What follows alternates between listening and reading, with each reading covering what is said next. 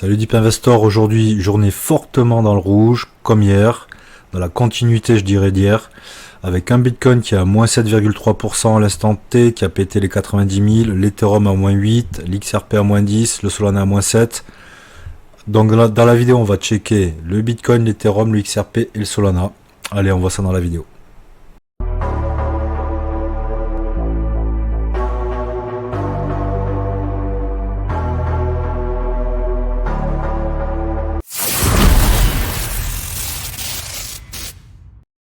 Alors avant d'aller voir le Bitcoin, on va regarder un peu ce qui se passe sur les marchés US. Comme tu le vois, le marché US est toujours haussier. Comme je t'avais dit, il y avait des petites divergences baissières qui donnaient l'hypothèse qu'il y aurait une baisse. Bon, on a la baisse, mais il n'y a pas de crack sur les marchés traditionnels. Le SP500 est toujours, certes il passe sous les 6000 points, mais il est à 5960 points, c'est très bien. Il pourrait même descendre au niveau des 5700, qui n'aurait pas de crack sur les marchés US. On regarde le Nasdaq, pareil, il revient sur cette ligne de tendance haussière, il a même rebondi dessus. On a rien cherché, il rebondit. Certes, il y a une baisse, mais pareil, si tu dézoomes, on est clairement en hausse, il n'y a pas de crack. Le Nasdaq pourrait lui aussi descendre aux 20 000 points, qu'il n'y a pas de crack. Le Dow Jones, pareil, même lui, limite, il est en train de rebondir là. Il nous fait presque une bougie verte aujourd'hui. Donc il n'y a pas de crack sur les marchés traditionnels. Déjà, c'est un bon point. Donc pour moi, tant qu'il n'y a pas de crack sur les marchés tradis, la baisse qu'on connaît depuis 2 jours sur les cryptos, c'est plus de la manipulation, faire sortir les mains faibles. On peut regarder aussi l'inflation US à l'instant T. L'inflation US à l'instant T, elle est à 2,3%. Jérôme Powell se rapproche de son objectif. Faut pas oublier qu'il a monté les taux parce que l'inflation était pratiquement à 12%. Là, elle se stabilise bien et depuis pas mal de temps, elle tourne autour de 2. Même si lors de la dernière publication en janvier, elle était à 3, ben l'instant T, là, au 25 février, elle est à 2,3%. C'est très bien. Donc tout va bien là-dessus. Donc maintenant, on va regarder un peu les cryptos. Donc là, il n'y a pas de crack sur les marchés tradis. Donc là, c'est vraiment un pur move pour moi pour faire sortir les mains faibles sur les cryptos. Le Bitcoin et bien sûr tout le secteur crypto. Donc aussi, ce qui me fait plaisir quand même, tu as l'indice de la peur sur le marché crypto, il est à 29. On est sur des très bons niveaux, enfin des niveaux très élevés de peur. Il pourrait encore descendre dans le rouge, hein, descendre à 15, 10, 12. Donc ça voudrait dire quand même que la baisse continue sur les cryptos. Mais en général, il faut être contrarien. Quand la peur est au maximum sur les marchés crypto, c'est le bon moment pour renforcer ses bagues. Donc là, potentiellement, on va arriver sur des niveaux très très bons pour renforcer ses bagues. Pour viser bien sûr les prochains mois qui arrivent et la deuxième vague de hausse du bull run qui n'a pas encore eu lieu. Deuxième vague de hausse du Bitcoin. Donc, regardons un peu le Bitcoin. Certes, ça fait 2 jours on prend cher. Tu dézoomes. Qu'est-ce que tu vois? Tu vois le point bas du bear market qui est ici, cette tendance haussière et le Bitcoin qui est là aujourd'hui à l'instant T. Voilà, il n'y a pas de crack sur les cryptos, tout va bien. Après, c'est le marché crypto, très volatile, il faut le savoir. Donc maintenant, regardons un peu en daily, voilà, on a eu 2 jours là, hier et aujourd'hui, c'est clair qu'on comprend cher. Il y avait cette zone ici de liquidité que j'avais notée. On avait breaké cette tendance baissière et on se stabilisait, puis on a tout lâché, tout simplement hier. Quand ça a lâché, je vais me mettre en 1 heure, hop. Voilà, quand on a lâché cette zone là, on aller chercher la borne haute de cette zone de liquidité, cette zone de support, hein, de ce gros range dans lequel le Bitcoin est depuis 3 mois. On a rebondi sur les points bas, hop, on l'embreak, et là, on est pour moi, cette phase-là, pour moi, c'est du pur excès baissier. Là c'est les mains faibles qui lâchent, qui disent c'est la fin, ça part à zéro, j'aurais jamais dû faire ça, c'est pas bien. Chacun fait ses choix dans la vie, mais hop, on va regarder un peu le RSI, regarde-moi le RSI. Le RSI, il est en pure survente. Donc pour moi, je pense que là, bientôt va y avoir un rebond. Et on est sur des bons niveaux. Hein. Bien sûr, je dis pas que le Bitcoin ne peut pas encore baisser. Hein. On pourrait même aller chercher les 84 000. Hein. Je vais me remettre en daily. 84 000. C'est un peu une zone qui avait été travaillée, donc il y a un peu de liquidité. Tu vois, par ici, cette zone-là, le point bas vers les 84 000. Et dans le pire des cas, il y a aussi un gap CME de mémoire qui se trouve à 77 000. Qui sait, on pourrait aller les chercher, on n'est plus très loin, on n'est plus qu'à 10 000 points. Bon, le Bitcoin, perdre 10 000 points et le regagner après, bon, ça peut se faire très vite. Hein. Donc bon, à l'instant T, il y a un petit rebond. Voilà. Parce qu'il y a un excès baissier. Donc bon, c'est pas top. Ça serait bien qu'on revienne sur ces niveaux-là, là, sur le bas du range. Ça serait bien qu'on essaye de remonter avant la clôture de ce soir et qu'on réintègre demain. Ça serait très bien. Sinon, ben, on va latéraliser sur ces niveaux-là et voir continuer à baisser un peu. On verra bien. Mais là, quand même, comme tu le vois en daily, on arrive en survente sur le RSI. Ça ne veut pas dire que quand on rentre dessus, on repète direct à la hausse. Mais potentiellement, la puissance de la baisse va s'atténuer au fur et à mesure des heures et des jours. Donc, certes, ça fait mal, mais bon. On est toujours en marché haussier. Voilà. Tu dézoomes, tu es toujours en marché haussier. Donc voilà pour le Bitcoin. Passons à l'Ethereum. L'Ethereum, lui aussi, qui a pris pas mal cher. Et là, à l'instant T, il a 2425 dollars. Donc là, par contre, l'Ethereum, il y avait cette tendance baissière, il y avait cette tendance haussière là qui nous avait permis d'aller chercher le plus haut. Après, on s'était fait rejeter et on restait sur ces niveaux-là. Pareil, un peu comme pour le Bitcoin. On avait cette zone-là qui résistait, voire limite, on était à deux doigts de la briquer là. C'était dimanche pour aller s'attaquer à la tendance baissière. On se fait rejeter. Et là, cette zone de liquidité, elle tient pas. Mais donc là, on vient tout simplement se rappuyer sur cette zone de support. Hein. Voilà. Qui fait son travail depuis pas mal de temps. Donc là, par contre, ça serait bien que l'Ethereum la garde. Parce qu'on a encore cette tendance là de fond. Qui pour moi est la tendance haussière de ce bull run, hein, depuis le point bas du bear market là, pour l'Ethereum. Tu vois qu'à chaque fois on la tient. On allait la chercher lors de la dernière attaque baissière avec cette grosse mèche, mais avec beaucoup d'acheteurs. Là on va rentrer encore sur ces niveaux là. Il faudrait quand même que l'Ethereum tienne ces niveaux là, donc qu'il pète pas les 2000 dollars, hein. Enfin qu'il les pète pas en clôture, hein. Qu'il aille chercher les 1900 dans la journée pour remonter dans les prochains jours, mais qu'il la pète pas, je préférais. Sinon ça va être un peu dangereux, mais ça voudrait dire aussi que le Bitcoin est parti sous les 80 000, voilà. Après si tu compares au Bitcoin, mais lui, l'Ethereum, il revient sur sa zone de support, en fait. Donc, c'est pas trop mal. Voilà, on est sur des niveaux qui sont intéressants, hein, toujours pour renforcer un bac, pour avoir une vision moyen-long terme, et la vision étant d'aller rechercher l'ATH côté Ethereum, et bien sûr de le breaker.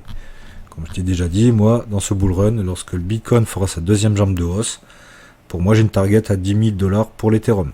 Voilà. Donc certes ça fait pas plaisir, mais bon, c'est toujours mieux de renforcer sur ces niveaux-là que de renforcer sur un ATH. Allez, maintenant on va voir le XRP. Si tu veux suivre les dernières tendances des marchés et découvrir des astuces pour investir intelligemment, abonne-toi dès maintenant à la chaîne Deep Invest, la chaîne dédiée à l'univers de la finance et de la crypto. Et n'oublie pas de consulter les liens dans la description pour avoir accès à encore plus de contenus exclusifs. Hop, le XRP. Hop. On est en daily. Donc l'XRP nous a fait un point bas. Il a cherché le plus bas pour le moment de la journée. Il a cherché le 2 $, les 2,06 €.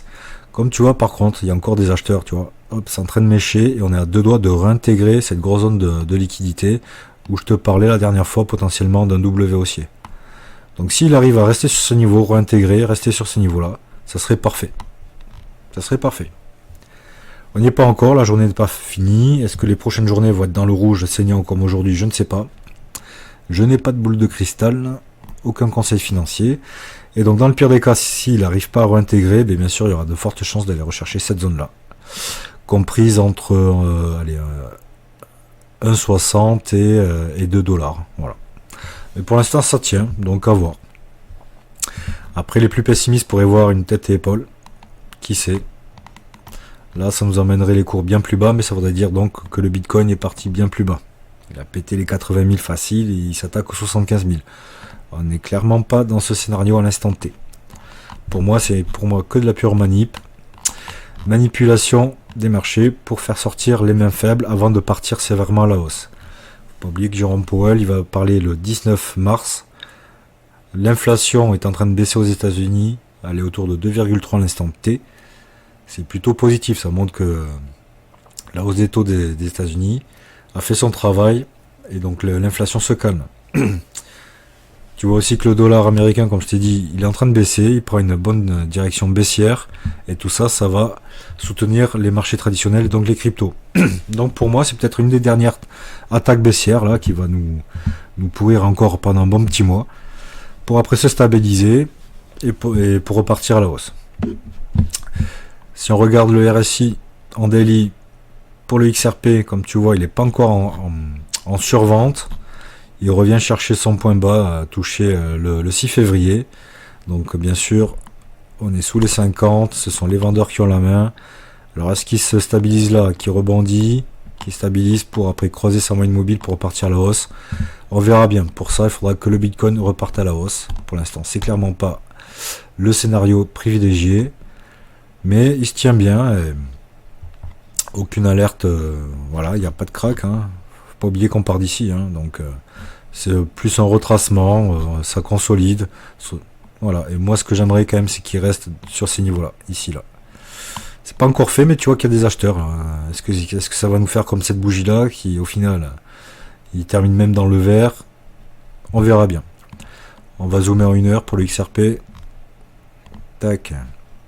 Tu vois qu'à 1 heure, voilà, les cours remontent. Il essaye en 1 heure de breaker les 50. Tu vois qu'il y a un peu de force, petite divergence haussière sur le RSI en 1 heure. Tu vois le RSI qui monte alors que les cours, eux, continuent de baisser.